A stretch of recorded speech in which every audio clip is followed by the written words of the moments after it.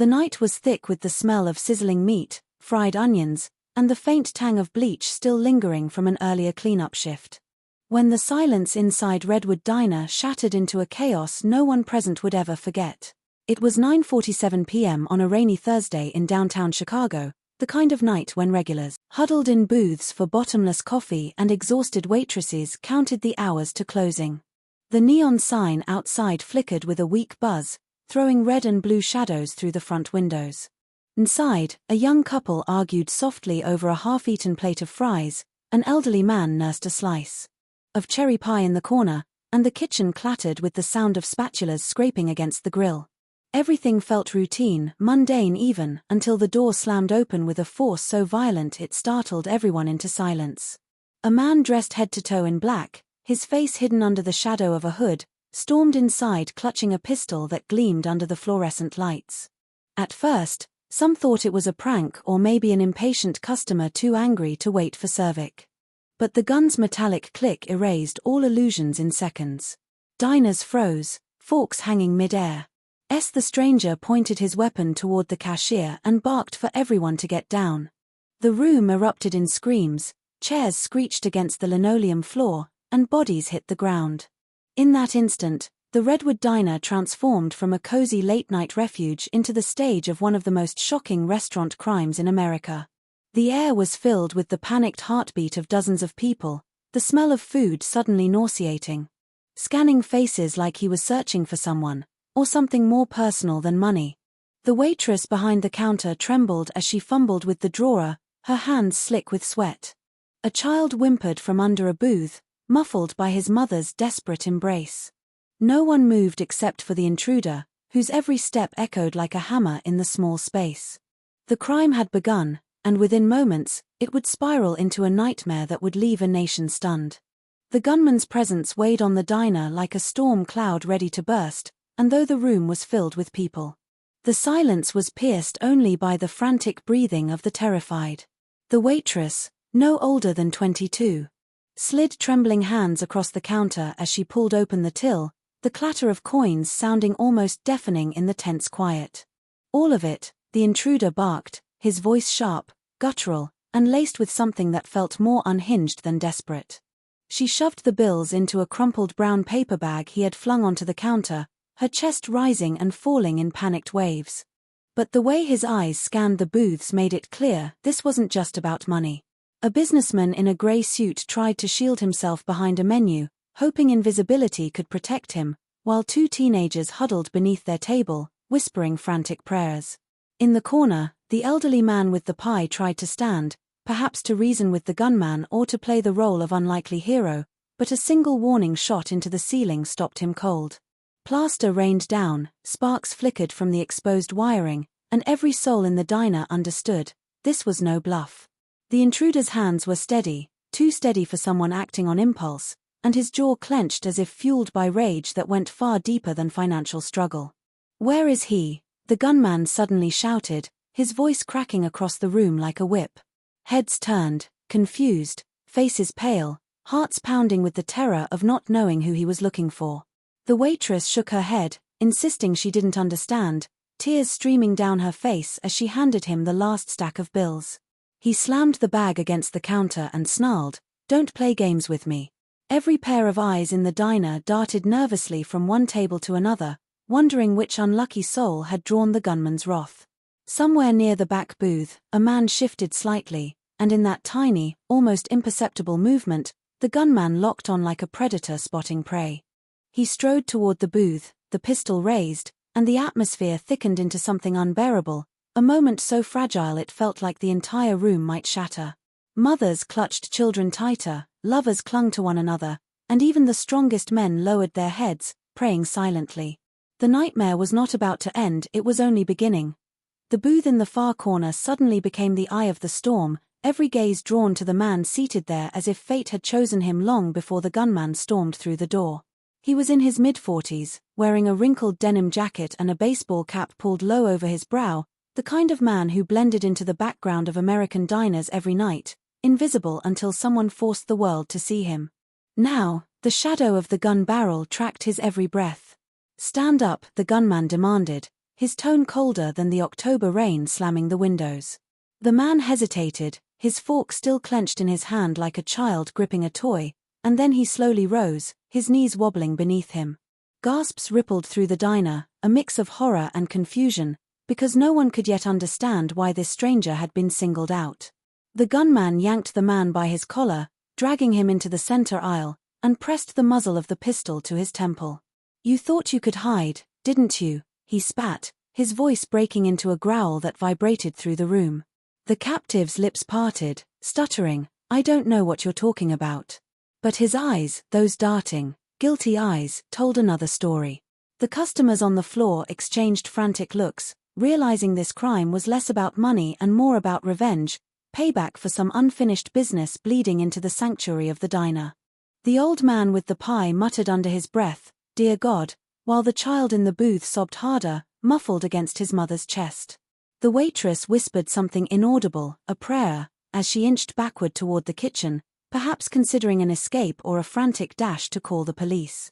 The gunman noticed and barked, "Nobody moves."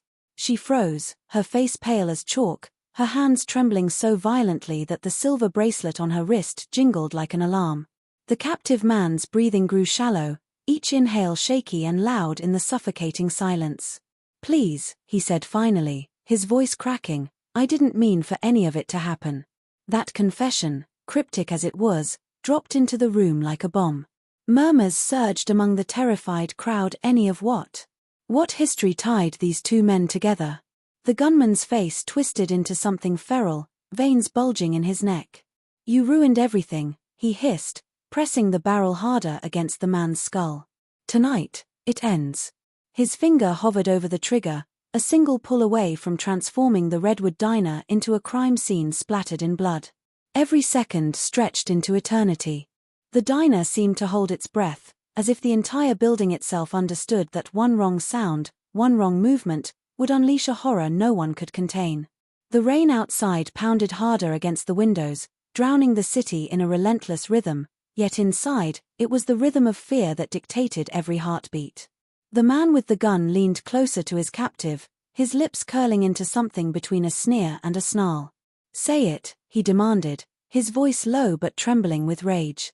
"Say what you did." The man in the denim jacket stammered, sweat rolling down his temple, the words trapped in his throat. His silence enraged the intruder further. Without warning, the gunman shoved him to the floor, the sound of his body hitting the linoleum echoing in the dead quiet. A collective cry burst from the crowd, half shock, half terror, as the weapon now hovered over the man's head.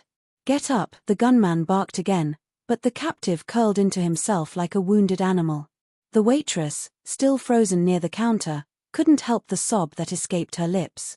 The gunman's head snapped toward her, eyes blazing, and for one sickening second it looked as though he might turn the weapon on her instead. But something, some invisible tether, pulled him back to the man on the floor. He crouched low, pressing the barrel to the back of the man's head, his voice barely above a whisper but sharp enough to cut through bone. "You cost me everything, my family, my life. Tonight, you'll pay." Those words ignited a wave of confusion through the room, because though no one dared to ask, every soul wondered what story lay beneath such venom.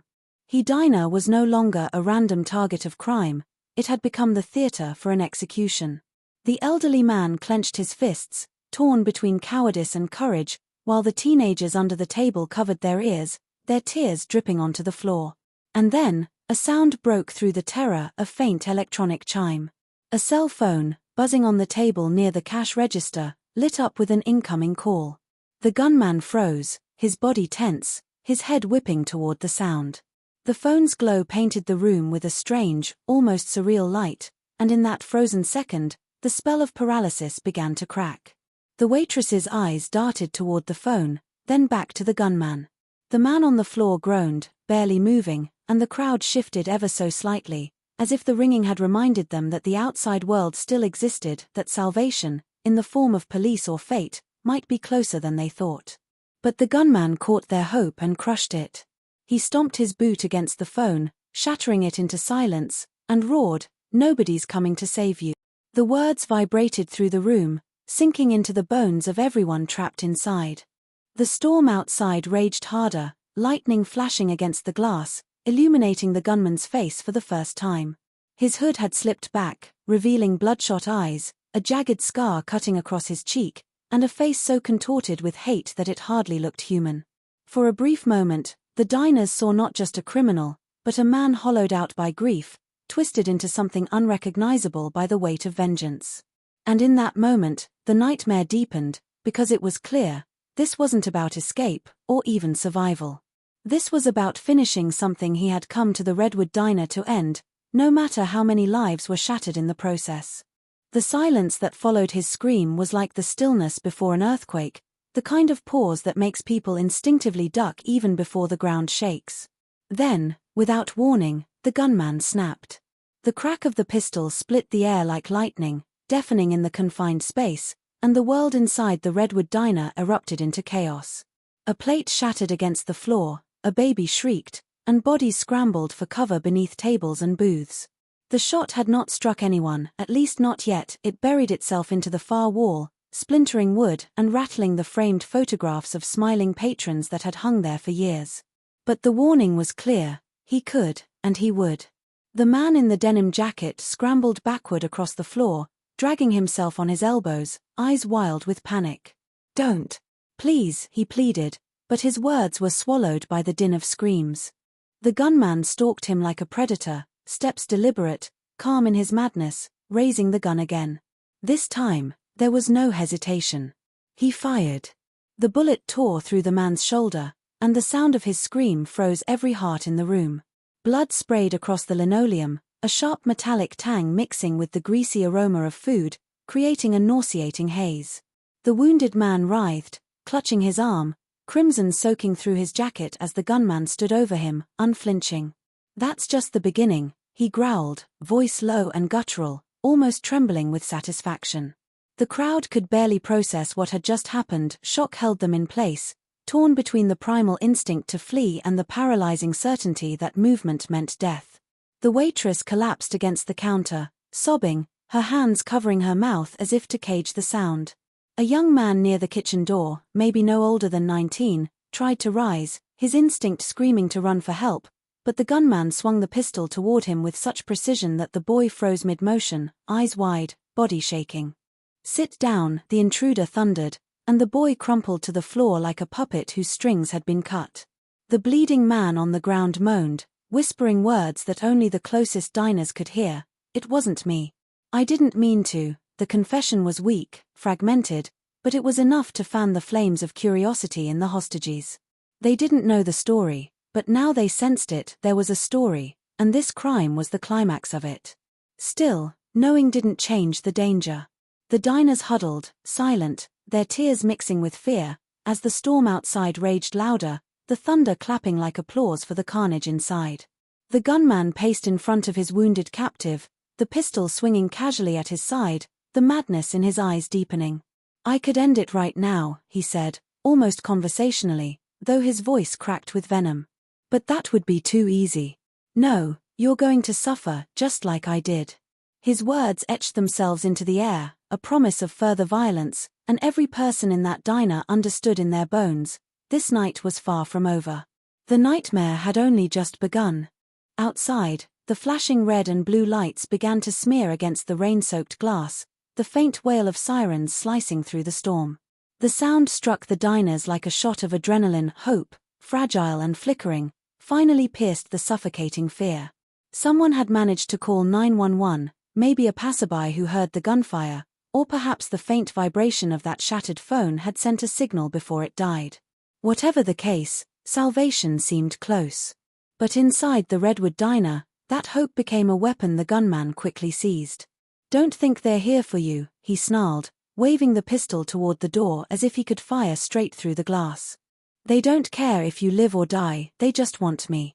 And I'll make sure they don't get me alive." His words sliced the air, leaving a bitter chill. The wounded man groaned on the floor, blood pooling beneath him, while the rest of the hostages shrank further into their corners, torn between relief at the police's arrival and dread at what the intruder might do now that he was cornered. Outside, the sirens faded, replaced by the crackle of megaphones. "This is the Chicago Police Department," a commanding voice boomed, muffled through the rain. "We have the building surrounded.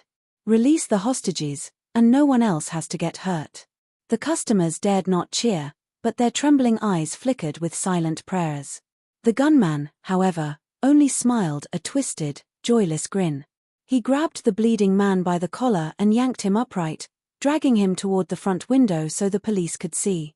"You want him," he shouted, his voice cutting through the glass and rain.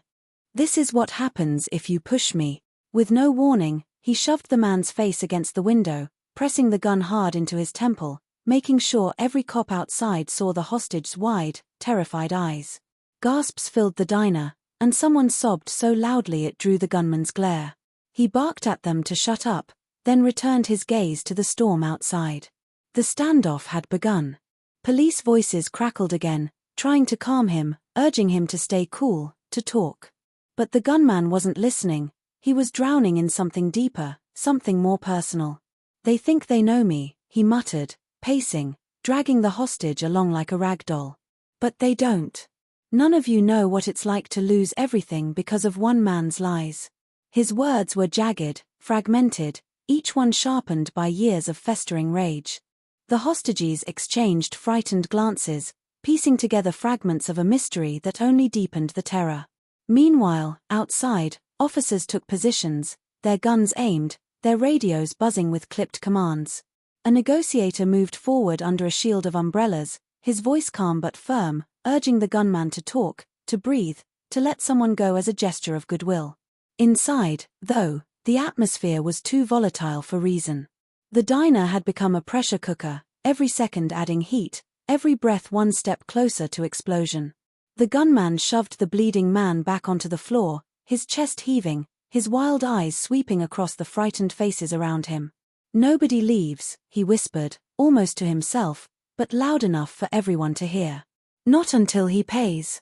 The storm outside howled, the police shouted, but inside, it was his world now, and no one dared to break it. The tension inside the diner had grown unbearable, a living thing crawling across the walls and suffocating everyone trapped within. Hours seemed to stretch from each second, the neon sign outside still buzzing faintly, mocking the terror inside with its flickering hum. The gunman paced in slow, deliberate steps, every movement watched with the kind of dread reserved for venomous snakes.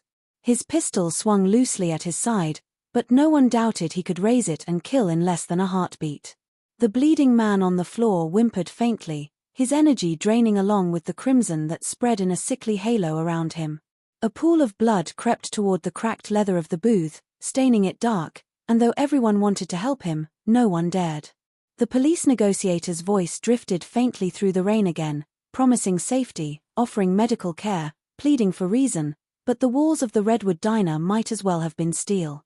The words bounced inside without effect, because the gunman had retreated so deeply into his obsession that reason no longer reached him.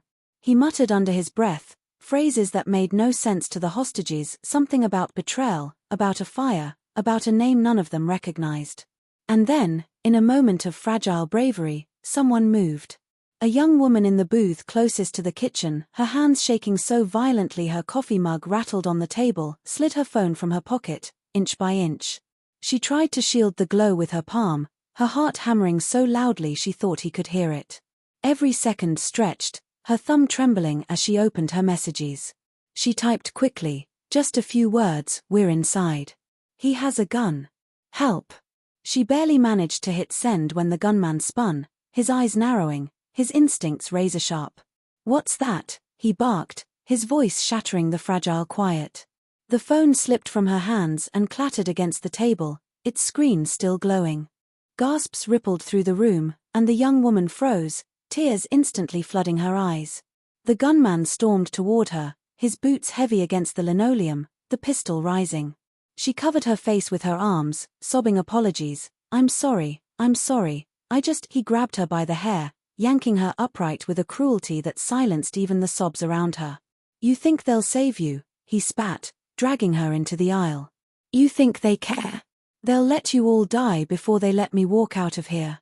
The girl's knees buckled, her cries muffled by the din of the storm outside. For a heartbeat, it seemed he might pull the trigger, might end her life as punishment for her small act of courage. But then he shoved her backward into the arms of another hostage, almost as if the killing could wait, as if terror itself was more satisfying. The pistol returned to his hand, still aimed, still trembling with his rage. The young woman collapsed, sobbing uncontrollably, her phone shattered beneath the gunman's boot. The room sank back into silence, the only sound the ragged breathing of the terrified. And in that silence, the truth settled into every heart. No one was safe, and any attempt to defy him could mean instant death. Still, that single act of defiance, though it had failed, lit a tiny spark in the room. A seed of resistance, buried beneath the crushing fear, had been planted. And though no one dared to speak, every hostage felt it. Someone, somehow, would have to make a move before the night ended in nothing but blood. The fragile silence after the young woman's collapse weighed heavier than the gunman's threats. Every hostage felt it pressing down on their lungs, making each breath shallow and sharp. The air was thick with grease, sweat, and the copper tang of blood, a cocktail of smells that turned stomachs and made fear feel tangible, almost chewable. The gunman paced again, restless, his rage like a fire that needed constant feeding. His eyes darted from face to face, as if searching for anyone else daring enough to test him. No one moved. The wounded man on the floor groaned faintly, his voice cracking into a weak, almost childlike plea for water. But the request only earned him a kick to the ribs, a thud that made the whole room flinch. "You don't get to ask for anything," the gunman hissed. "Not after what you did." The hostages' eyes flicked between the bleeding man and their captor, hungry for some kind of answer to the mystery that had trapped them in this hell. What had he done? Why was this night spiraling around him? Outside, the negotiator's voice carried through the rain again, louder this time. "We don't want anyone else to get hurt. Let one person go, and we'll listen. Show us you don't want this to end in blood." The gunman let out a dry, humorless laugh that chilled the room. He dragged his hand across his face, pulling back the hood that still clung to his head. His scarred cheek glistened in the neon glow, and his bloodshot eyes flickered with something close to madness. "They think they can bargain with me," he muttered. "They think I'll let you go, like this is some kind of game." Then he turned, his gaze locking on the teenage boy still curled under the table near the kitchen door. The boy's mother, crouched beside him, immediately reached out, pulling him close, whispering, "Please, not him. He's just a kid." But the gunman stepped closer, the pistol heavy in his hand, the menace in his steps deliberate. The boy's wide, tear-soaked eyes reflected the gun's barrel, and he choked on his sobs. It was at that moment, as the room held its collective breath, that another voice spoke, a calm, steady tone that cut through the chaos like a blade. "Take me instead," said the elderly man with the pie, his voice trembling but resolute. Slowly, painfully, he stood, his thin frame shaking with age but powered by something stronger than fear. "You don't need him," he continued, lifting his hands so the gunman could see they were empty. "I'll do whatever you want. Just let the boy go." The room gasped as if a forbidden line had been crossed. The waitress shook her head violently, mouthing no, but the old man didn't sit back down. His back was straight, his eyes fixed on the gunman, though they glistened with terror. The boy clung to his mother, crying harder, whispering, "Don't go," but the old man didn't waver. The gunman tilted his head, studying him with unsettling curiosity. A grin stretched across his scarred face, slow and mocking. "You think you're a hero," he sneered. "You think stepping up makes you noble?" He took a step closer, raising the pistol until it hovered inches from the old man's forehead.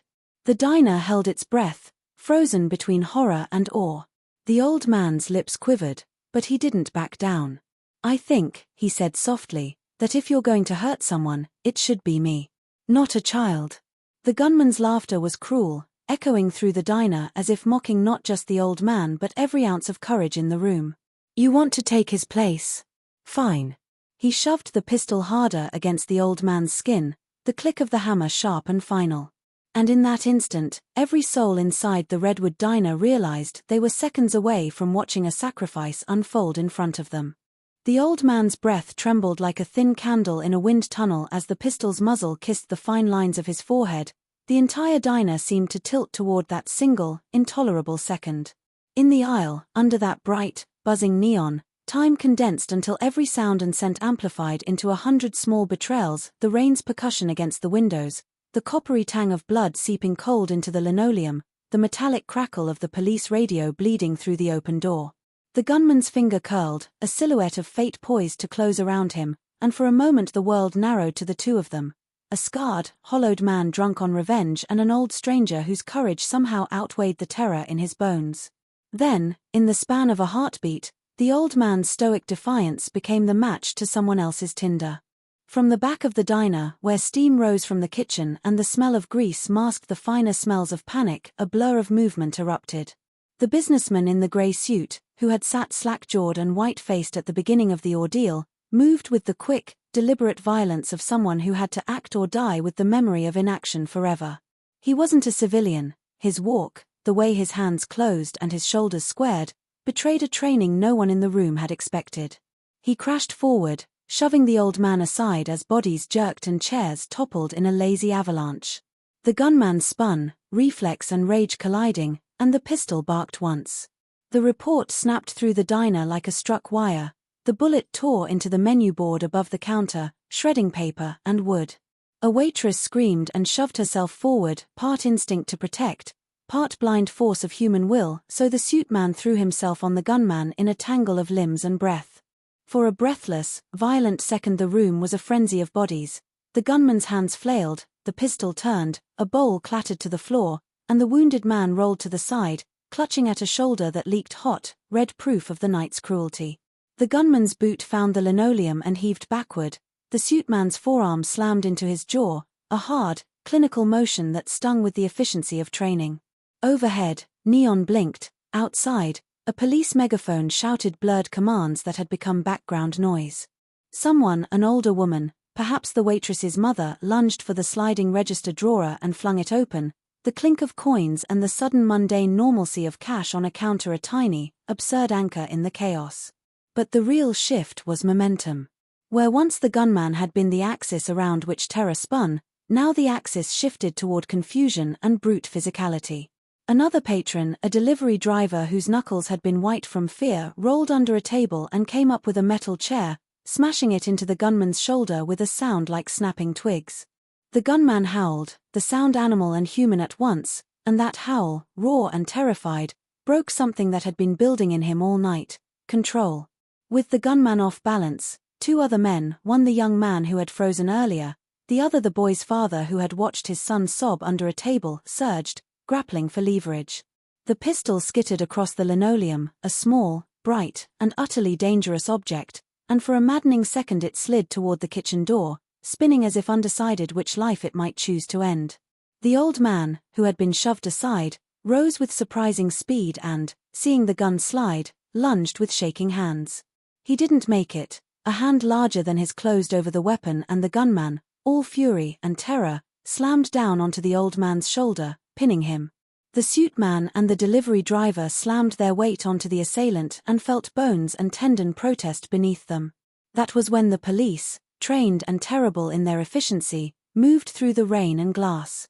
The front door exploded inward, not from a single battering but from the concerted shove of officers in ballistic vests, and the room filled with people in blue, guns trained, voices clipped and immediately authoritative. "Get down. Police. Don't move." The command was a blade that cut the room into obedience. Hands froze, faces flattened to the floor, and someone sobbed a helpless, liberating sound. In the scramble the gunman twisted, wild-eyed and suddenly very small under the weight of 3 bodies and 2 officers. One officer's boot found the pistol with a quick stamp and flick, another manacled hands that had been so steady minutes ago. The diner, which a few breaths earlier had seemed destined to be a public altar for a private vengeance, was now a scene of containment. EMTs pushed through, umbrellas lowered, and the wounded man was cradled with a tenderness that felt almost sacramental among the residual terror. He was alive. The blood still warmed his jacket, but he breathed, which was enough to turn terror into a trembling, grateful thing. The gunman screamed accusations, snatches of names and fires and lies, words that tumbled out without coherence as officers read him his rights and cuffed him, and even as his shouting continued, the force of it deflated into the room like the last of a bad dream losing its color. Outside, sirens chewed the rain, and the neon sign buzzed with a softer, embarrassed light as if ashamed to have been witness. Inside, as the first hands helped the old man to his feet, as the waitress wiped her face with the back of an arm that shook like a leaf, something like stunned relief began to thread its way through the crowd. It was not triumph, there would be questions, culpability, and a long untangling of what had led two men to collide in a place meant for pie and coffee, but in those first exhalations, the diners tasted the basic, brutal fact of survival. In the aftermath, the Redwood Diner no longer looked like the place it had been at 9:46 p.m., before the door slammed open and the nightmare began. The booths, once holding laughter and late-night small talk, were littered with shattered mugs, overturned chairs, and drops of blood that would never truly wash away. The smell of coffee and bacon grease clung to the air, but it was now polluted by gunpowder and fear, the kind that lives in walls and in people's bones long after the sirens fade. Outside, a crowd had gathered under umbrellas, the curious and the horrified drawn by the flashing lights, whispering among themselves about what had happened inside, about the monster in handcuffs who was now being shoved into the back of a squad car. His head was bowed, his scar catching the reflection of the police floodlights, but his mouth never stopped moving, spitting fragments of stories, muttering accusations no one understood, screaming that the truth would come out. To the officers, he was just another broken man with a weapon, another case file to be written up, another trial waiting on the calendar.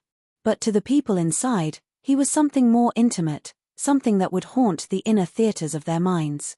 The elderly man who had stood up to him sat wrapped in a silver emergency blanket, his hands trembling as an EMT checked his pulse.